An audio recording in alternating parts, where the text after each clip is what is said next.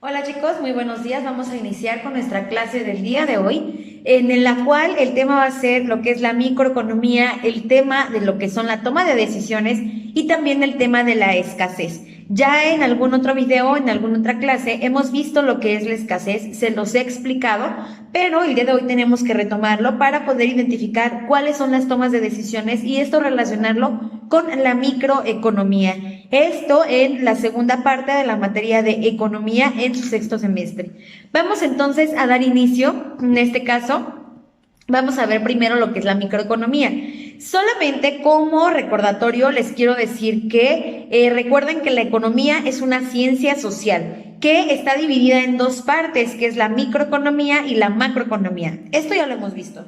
Y hemos dicho también que la macroeconomía es aquella que se encarga de estudiar, de regular, de analizar lo que es sí la economía, pero en sectores, por ejemplo, como lo que llamamos nosotros mercados.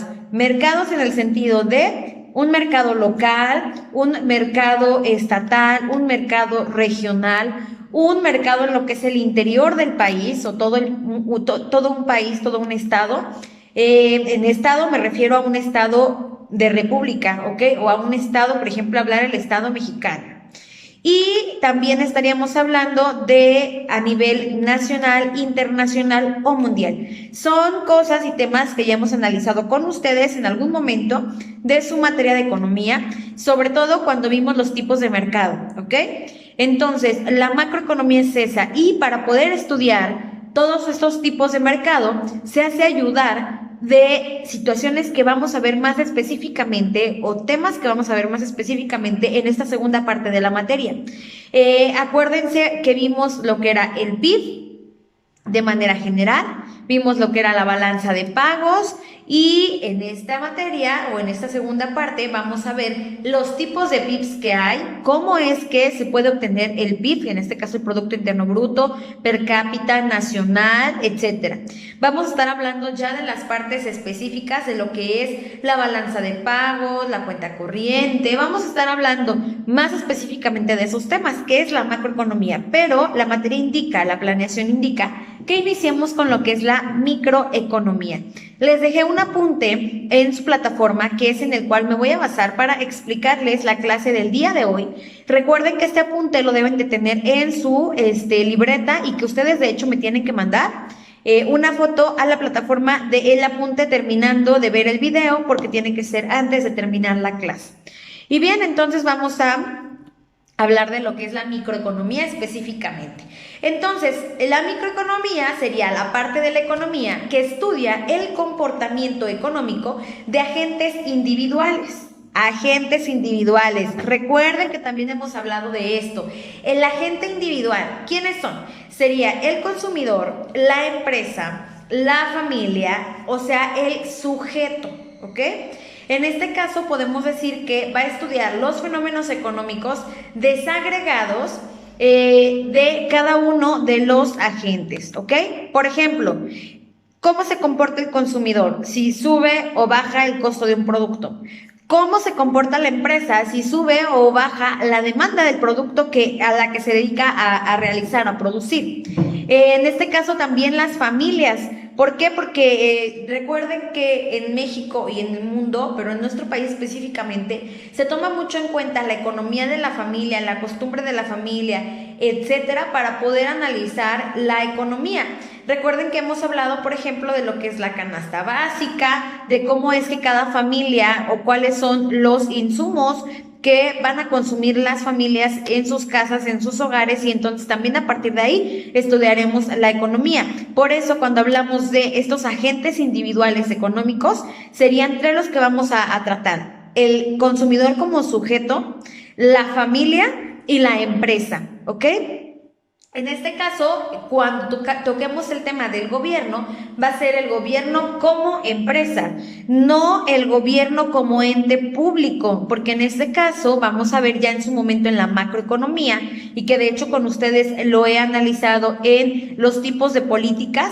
económicas y que decíamos que en algunos de ellos, bueno, en alguno de ellos, la economía la mueve el gobierno. Entonces, por eso vamos a tener que tratar al gobierno como agente económico individual solamente cuando hace funciones de empresa, porque recuerden que los gobiernos también contratan y entonces en este caso serían los empleadores o patrones en una relación laboral. Los gobiernos también rentan algunos locales o algunas casas, algunos edificios para poder llevar a cabo sus actividades. Entonces, ahí será un contrato como persona moral, o sea, como una empresa, no como el agente económico que tiene que ver con lo gubernamental o lo administrativo, ¿ok? Bien, continuamos entonces para saber que todas las decisiones que tome el consumidor, la empresa, la familia, va a hacer que se cumplan o que se dejen de cumplir los objetivos propios de la economía. La economía, también hay que decirlo, en este caso la microeconomía, tiene muchas ramas de desarrollo. Algunas de las más importantes son la teoría del consumidor, que tenemos que tratar.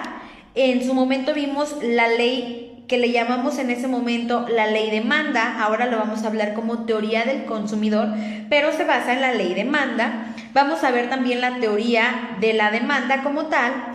Estaremos hablando también la teoría del productor, que en su momento la tratamos como la ley oferta. Aquí vamos a hablar la teoría del productor. Tenemos que ver cuál es el equilibrio entre estas dos. No sé si ustedes recuerdan que dijimos que la ley oferta y la ley demanda se tenían que equilibrar y que incluso nos enseñamos a hacer unas gráficas para saber cómo funciona la oferta, cómo funciona la demanda y cuál es el punto de equilibrio. Eso es lo que vamos a reanalizar, pero desde un enfoque distinto, ya más avanzado, ya que ustedes han tenido ya estos conocimientos previos y entonces me van a entender de una mejor manera lo que vamos a explicar en esta segunda parte de la materia. Y bueno, en general también estaremos hablando de los mercados de activos financieros. Nos vamos también a analizar mucho lo que es la economía a nivel internacional, lo que son los tratados internacionales, tocamos un poquito, aquí vamos a ahondar más. Vamos a ver qué tratados internacionales comerciales en materia de economía tiene nuestro país, cuáles son los más importantes, si es que realmente están vigentes, si son del derecho positivo, etcétera, ¿ok? Ahora, no se pueden considerar eternamente separadas la microeconomía de la macroeconomía porque los resultados, los procesos influyen y uno es base de la otra. No podemos hablar de una macroeconomía, por ejemplo, del mercado internacional, porque un país va a decidir cómo va a ser sus políticas económicas internacionales de acuerdo a cómo está en lo interno. Por lo tanto, tendremos que analizar cómo están las familias, cómo está el consumidor, cómo están las empresas, para saber cómo está la economía del país y entonces que se puedan tomar decisiones a nivel internacional, ¿ok? Por ejemplo, las empresas no solo ofertan bienes y servicios, sino que también demandan bienes y servicios para poder producir los suyos.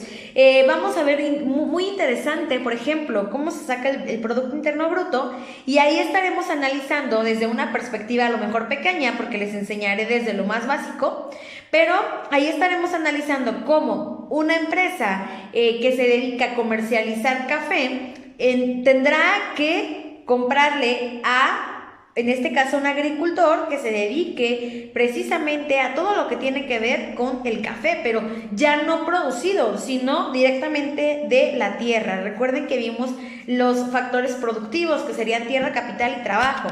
Entonces, si yo me voy a dedicar, otro ejemplo, a hacer aceite de soya, voy a ocupar comprarle a un productor, o en este caso a un agricultor, la soya. Si yo me voy a dedicar a hacer el mueble, necesitaré comprar la madera, los clavos, el pegamento, etc. Entonces, por eso es que es importante ver cómo las empresas, aunque ofertan bienes y servicios, también demandan bienes o en su momento servicios para producir lo que ellos nos ofertan. De ahí la necesidad de simplificar y sobre todo de que en algunas ocasiones las teorías son importantísimas.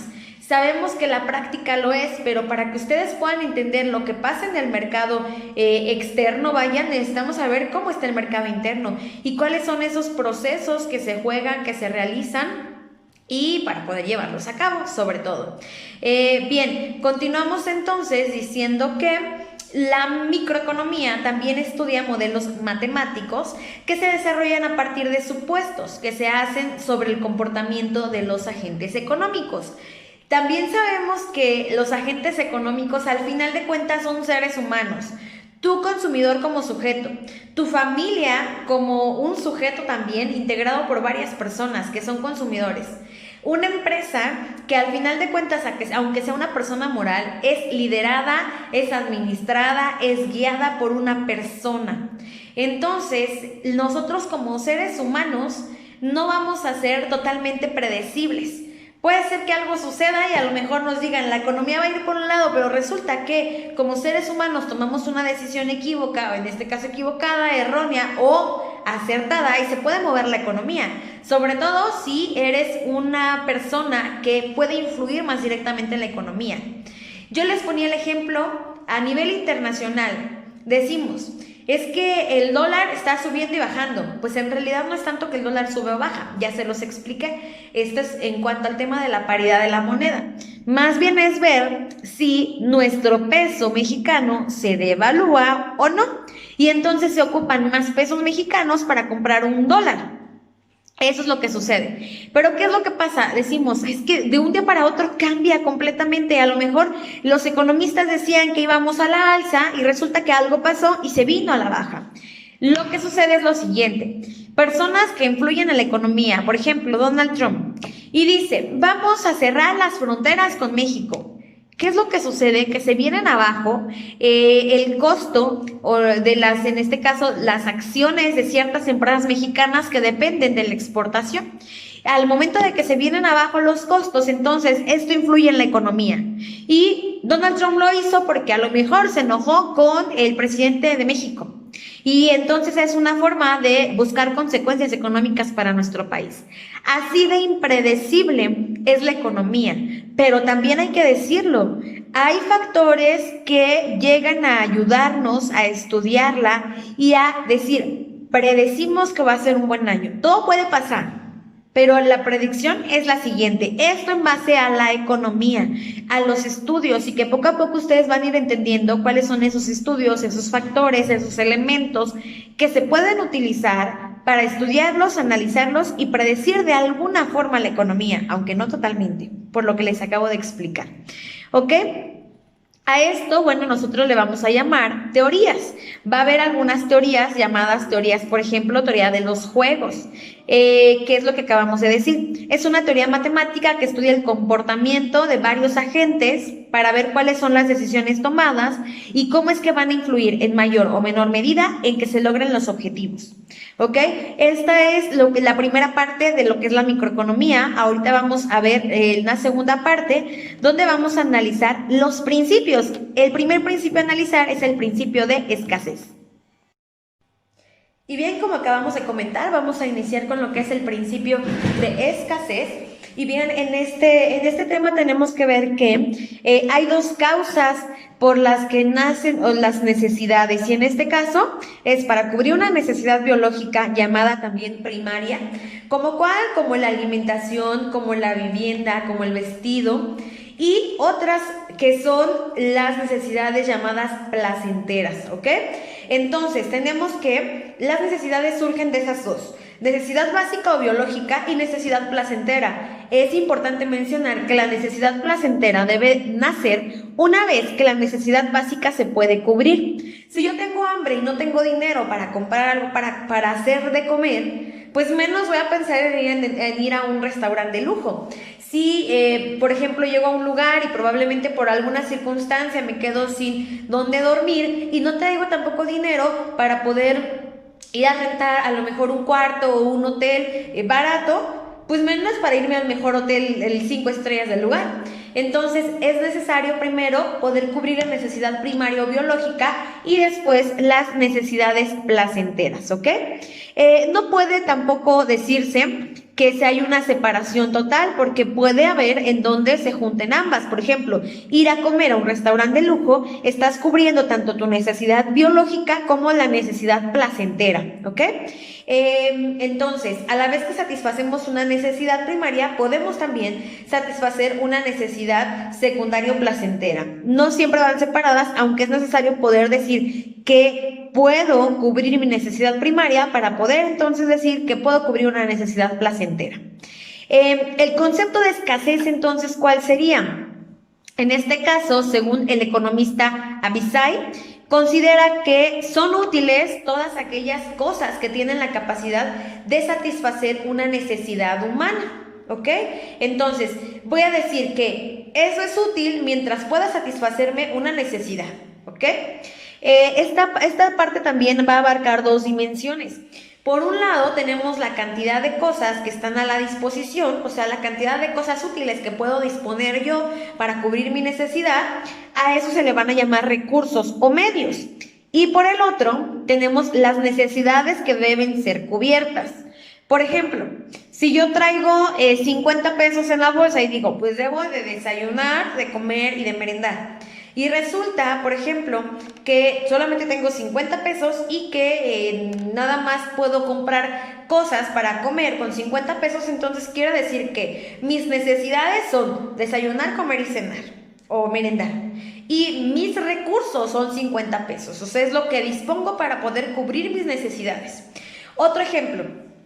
Resulta que tú tienes que hacer un viaje y de gasolina ocupas 40 litros de gasolina para poder llegar al lugar que tú quieres. Resulta que llegas a la gasolinera y te dicen que pues se les acabó la gasolina, que te pueden dar solamente 20 litros, son los que te pueden vender.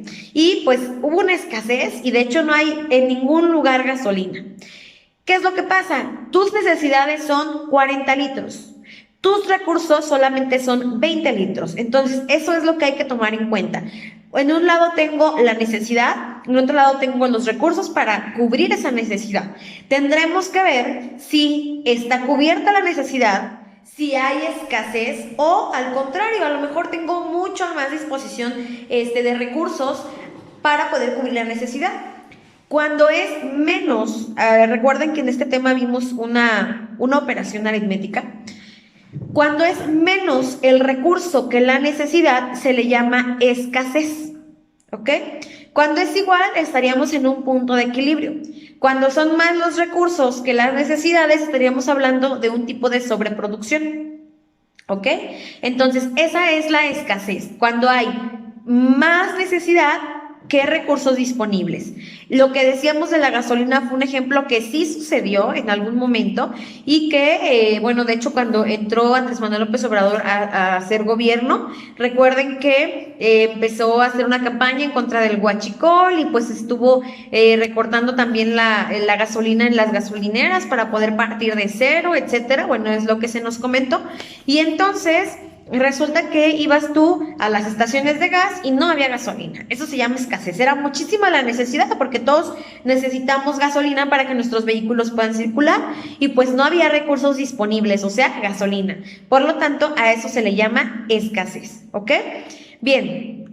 Continuamos entonces para ver qué es esta parte de la escasez. Es importante decir que tengo recursos y que esos recursos deben de ser tres, los llamados factores de producción: tierra, capital y trabajo. Ya hemos mencionado que la tierra es, en sentido amplio, pues todo lo cultivable, el suelo urbano y los dones que nos da la naturaleza o que nos da la tierra. Por ejemplo, también el agua y en este caso, pues la luz que se recibe de ella, de la naturaleza. Ahora, el capital es el equipo, los materiales, inclusive la inversión monetaria, o sea, el dinero, no sé, si estamos hablando de una fábrica, a lo mejor todo lo que son la maquinaria, si estamos hablando de que vamos a poner un sitio de taxis o un sitio de Ubers, o bueno, una cadena de Ubers, ocupamos coches, automóviles, eso sería el capital. Y por último, el trabajo sería lo que consideramos o llamamos mano de obra. ¿Ok? Ahora, a partir de eso, de cuánto tenemos en bienes o servicios, cuánto estamos produciendo y cuánta es la necesidad de adquirir ese bien o de tener ese servicio, es que se van a empezar a tomar las decisiones.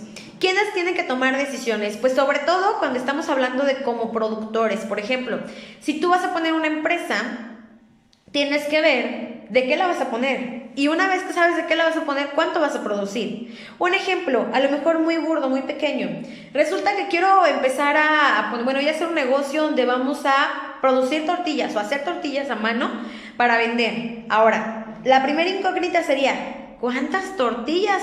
¿Cuántos kilos de tortillas o cuarterones de masa tengo que hacer? Pero que no se me queden. Ahora, tampoco que me hagan falta. O sea, que no haya una sobreproducción, pero que tampoco haya una escasez. Para eso se hace un estudio de mercado, que fundamentalmente se trata de toma de decisiones. Para simplificar este análisis, se supondría que en una economía se van a producir dos bienes, ejemplo, alimento y ropa, ¿ok? Entonces vamos a ver qué cantidad debemos producir de ropa y qué cantidad debemos producir de alimentos. El primer paso es establecer los recursos con el que cuenta la economía, ¿ok? Además de ver qué tecnología tengo disponible. En este caso, después de establecer la cantidad de cada uno de los recursos disponibles, vamos a analizar un porcentaje que se puede destinar para ropa o qué porcentaje puedo destinar para alimentos o comida. Entonces, en su apunte les dejo una tabla donde podemos ver la combinación y vamos a hacer diferentes como opciones para ver cuál nos conviene más. Opción A, no produzco, por ejemplo, nada de comida, pero produzco 200 piezas de ropa. B, 100 toneladas de comida y solamente 180 piezas de ropa, o sea, le bajé 20 para poder producir 100 toneladas de comida. La segunda opción, pues, ¿qué les parece si mejor producimos 200 toneladas de comida, pero solamente hacemos 150 prendas de ropa? Y así voy a establecer una escala hasta llegar al contrario, 0 ropa y 400 toneladas de comida, ¿ok? Vas a poner como estas opciones para ver cuál es la que más te conviene de acuerdo al estudio de mercado que en su momento se realizará. Ok, espero que me estén entendiendo lo que significa la toma de decisiones y en este caso, ¿qué tiene que ver con los recursos, con las necesidades, la escasez y la sobreproducción? Ahora, esta solución se puede dar dependiendo del tipo de análisis que se quiera comentar. Les digo, uno de ellos es el que se genera por la capacidad productiva de la economía, que es un factor limitante, porque si yo a lo mejor tengo el capital monetario suficiente para producir mucho, pues lo puedo hacer, pero a lo mejor pues en esta ocasión necesito primero vender lo que voy a producir para poder volver a producirlo, y a lo mejor no es mucho, entonces tendrás que ver cuánto tienes para producir en cuestión monetaria y que te esté ayudando para que puedas realizar no solo ese negocio, sino continuar con ello, o no solo ese día, sino continuar. Bien, al aumentar la producción de uno vas a tener que limitarlo al otro, porque a lo mejor tú vas a decir, a ver, solamente tengo 500 pesos para producir tortillas hoy, vamos a ver para cuántos cuarterones de masa me alcanzan, pero a lo mejor me han dicho que por aquí la gente busca comprar jugos en las mañanas para desayunar, entonces digo, tengo 500 pesos. Con esos 500 pesos o produzco puras tortillas o solamente me dedico a lo de los jugos de diferentes frutos. O si lo quiero combinar, entonces le voy a disminuir a los cuarterones de masa para poder comprar más fruta. Y así tengo que hacer como un equilibrio, hasta ver qué es lo que más me conviene. Y lógico, no el primer día vas a saberlo, a lo mejor hasta ver que se te quedó un poco de tortillas, se quedaron los jugos o la fruta, entonces ahí es donde tú podrás hacer un diagnóstico. Pero si los estoy haciendo con estos ejemplos simples para que se puedan entender, y esto se lleva a gran escala. En la mayoría de las empresas tienen que hacer este tipo de ejercicios en las llamadas toma de decisiones, que es pues lo que se hace al inicio de un negocio o inclusive cuando se va a hacer el lanzamiento de un producto de una empresa ya establecida. Por ejemplo, ahorita haciendo como un estudio de diferentes marcas, la mayoría de las empresas no están llevando a cabo el lanzamiento de productos por la situación de la pandemia. Encontré que ahorita, por ejemplo, Sabritas sí está haciendo un lanzamiento de la línea Chetos. Les pido por favor que analicen esto, lo googleen y analicen este lanzamiento. ¿Qué tuvo que hacer Sabritas antes de hacer el lanzamiento? Ver con qué o cuáles son los productos con los que disponía, el capital disponible, etcétera, etcétera. Y esto poderlo reflejar, a ver si en este caso cuánta necesidad hay de la población de consumirlo, ¿ok? Va a depender del estatus, no solamente económico, sino cultural, de las costumbres, del territorio, en este caso vaya geográfico, y hasta del clima, incluso puede llegar a involucrarse en el tipo de negocio que se quiera llevar a cabo y en la toma de decisiones. ¿Ok? Entonces, la elección va a requerir tiempo, además de información. ¿Por qué? Pues porque la empresa, la persona o el gobierno, dependiendo quién quiera llevar a cabo estas innovaciones o introducir un producto o un servicio, tendrán que analizar, no un día ni 2 días, pueden ser 2 semanas, pueden ser un mes, de ver cuál es lo que le conviene más de las opciones que pusieron en la tabla, que de hecho recuerden que tienen en su apunte de la semana, ¿ok? Entonces, eso es algo importante que se debe de ver. Ahora, no todos nos enfrentamos ante las variables de tiempo e información. Recordemos los casos cuando nos toca decidir, por ejemplo, a qué escuela vas a acudir, ¿ok? O qué empleo vas a aceptar. Se tiene que consultar a lo mejor compañeros, maestros, parientes, opciones, psicólogo. Por ejemplo, en la escuela, recuerden que para que ustedes pudieran tomar la decisión de qué bachillerato querían, pues una psicóloga los estuvo asesorando en la llamada orientación educativa. Entonces, dependiendo la elección que tengas que tomar, es el asesoramiento, la información o el tiempo que se lleva, ¿ok? Entonces, esto es importante, análisis de valores. Hay que checar bien las personas que se dedican a lo mismo, cuánto producen, porque al final de cuentas es tu competencia. Y recuerden que vimos en el semestre pasado, en esta misma materia de economía, pero en la primera parte, que la competencia va a influir mucho, ya sea directa o indirectamente, porque a lo mejor es tu competencia directa porque venden el mismo producto. A lo mejor es tu competencia indirecta, ¿por qué? Porque esa persona vende un producto llamado sustituto, o sea, un producto diferente al tuyo, pero que puede llegar a sustituirlo en caso de que las personas prefieran, en este caso los consumidores, prefieran gastar menos o tener mayor calidad, dependiendo si tú eres quien estás ofreciendo más calidad o si tú eres quien estás ofreciendo el menor costo. Por eso es importante el análisis de estos bienes llamados bienes relacionados, tanto los bienes sustitutos como los bienes complementarios. Acuérdense, por ejemplo, tú vendes laptops, pero tú no te dedicas a hacer los cargadores, sino que una empresa hermana hace los cargadores. Resulta que ellos deciden subir el costo de los cargadores. Entonces, las personas, aunque te compren a ti la laptop, van a ocupar el cargador y como ya está muy caro, prefieren no comprar el cargador, pero tampoco la laptop. ¿Qué es lo que van a comprar? Un bien sustituto, que sería una tablet, por ejemplo. ¿Ok? Por eso es importante revisar todo esto antes de una toma de decisiones, pero haciéndolo con esta tabla que les comento, donde vamos a poner diferentes opciones A, B, C, D y E, y vamos a poner un bien y otro bien, disminuyéndole a uno para aumentarle a otro, pero tener los dos extremos, 0 de uno y 0 de otro. Con el tiempo, la información y la experiencia, esto se va a poder reflejar en una mejor toma de decisiones. Pero recuerden, siempre en la economía y en los negocios se tiene que analizar con un parámetro de tiempo bien establecido. Espero que me hayan entendido lo que es la introducción a la materia, en este caso los principios de microeconomía, el principio de escasez y la toma de decisiones. Les pido por favor realicen su apunte, me lo envíen en la plataforma y a partir de ello podamos hacer nuestra evidencia número 1. Gracias.